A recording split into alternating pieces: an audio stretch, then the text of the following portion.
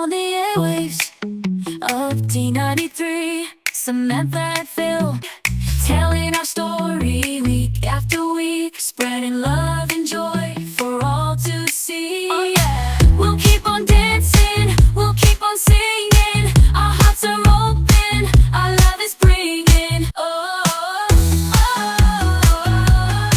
Hello and welcome to D93 News, presented by Idaho Farm Bureau. It's homecoming week for Bonneville, so watch for coverage of their parade tomorrow on Facebook and Instagram. And you can find a map of their parade route on our Facebook page and in our family update.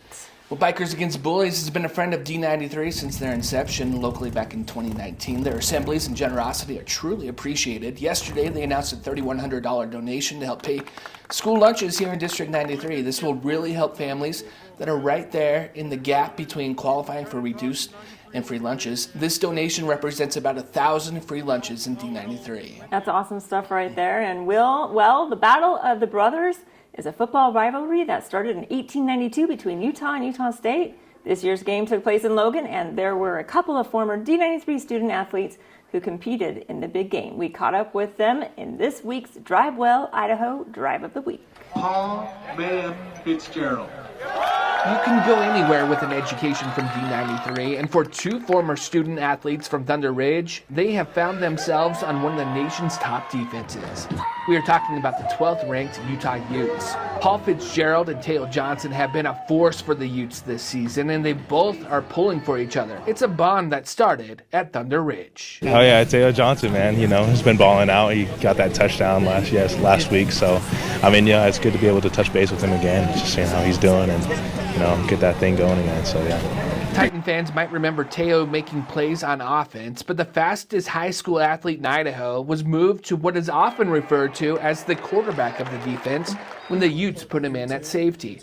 So instead of avoiding hits, Teo is now delivering them. I think part of my success on defense has been because I played offense, played quarterback growing up, and just kind of been able to learn everything as a whole instead of just a position. So when I'm learning the defense, I'm learning the whole defense, and I'm knowing where people are moving, and so it's helped me a lot just to be able to make plays. Both say there were a lot of coaches that helped shape their future. Of course, man. Coach Marshall, all my dogs at Skyline, all my dudes at Thunder. Coach Tolson, my basketball coach, he taught me a lot about just working hard and going to chase your dreams too. Paul and Teo encourage young D93 athletes to follow in their footsteps. That's what I would tell them, man. Just chase your dreams. Don't stop. It's hard. There's dark days. There's times where it looks like there's no light, but you just got to keep pushing through it because that's what makes you great. Oh, it's possible. It's possible anywhere. Just got to work hard.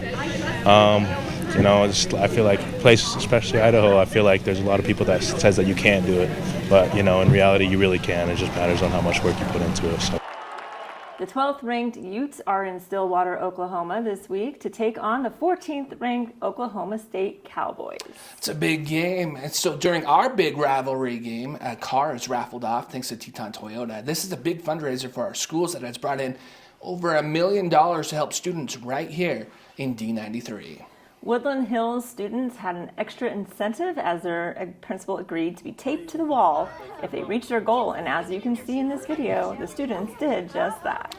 Good job, Woodland Hills. Let's plug our podcast. Lori caught up with the director at Pine Basin. We put out the call. We wanted to see some old pictures and videos from when Pine Basin was a ski lodge before D93 took over the lease in the 70s.